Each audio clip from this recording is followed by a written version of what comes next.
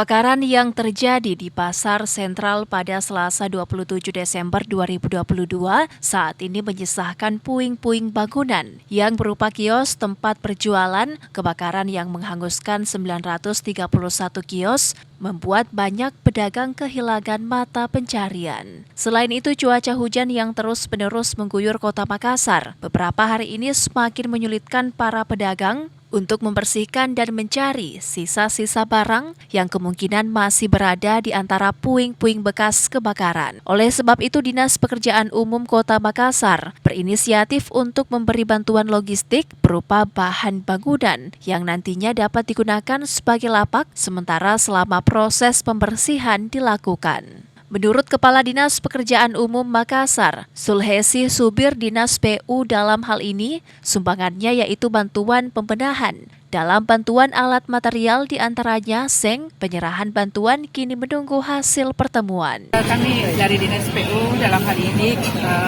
sumbangannya yaitu beri bantuan mungkin pembenahan dalam seng, begitu bantuan material, seng, dan beberapa alat sebagian kami bantu.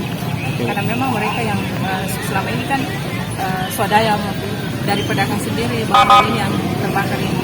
Kita menunggu dulu proses pemeriksaan dari dari Polrestabes. Sementara itu akan berproses, kemudian 1-2 hari ini tadi kita mendengar Pak Wali langsung dalam hal ini pengarahan akan merumuskan bersama dengan para pedagang. Setelah itu mungkin kami akan action bersama dengan para pedagang.